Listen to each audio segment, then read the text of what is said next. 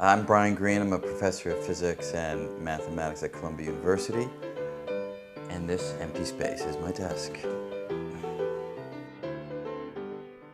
You know, there's this image that, creative genius needs to have all sorts of mess all over the place.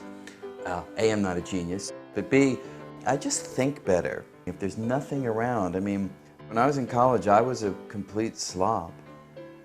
My room made it into the yearbook as the most disgusting, messy room on campus.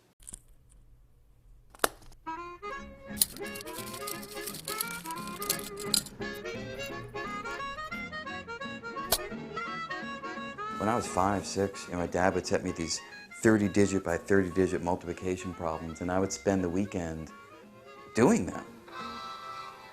So that's my dad.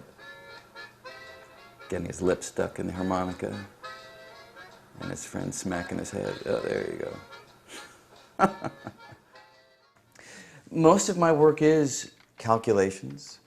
I used to use pen a lot, and I've switched over to pencil because I make too many mistakes.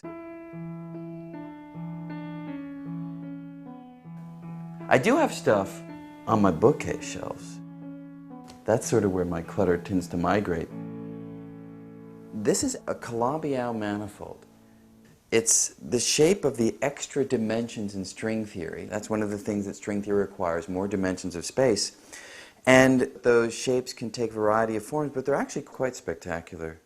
That's this guy. Are there books? Well, here's one. A little baggie here. I guess I double bagged it.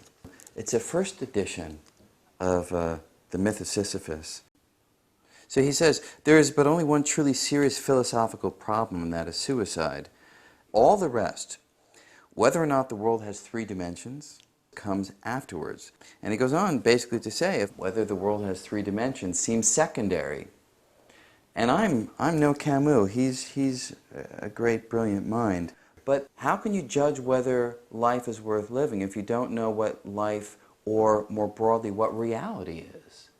And to me, the question of whether reality has 3 dimensions, that is, the dimensions that you can see, or that it might have other dimensions, that, to me, adds a richness to life. It makes me want to live. It's not the only reason why I want to live, and if there aren't extra dimensions, it's not like I'm going to off myself. But the possibility that there's so much more to the world than we directly see with our eyes, that fires me up in a way that makes me want to get up. Look, it's not like when I go shopping, I'm totally wrapped up in extra dimensions and relativity and quantum mechanics, but I'm constantly curious about the true nature of reality. So I'm probably ruining your sound by putting this on as we're going. I think it's going to be a nice counterpoint.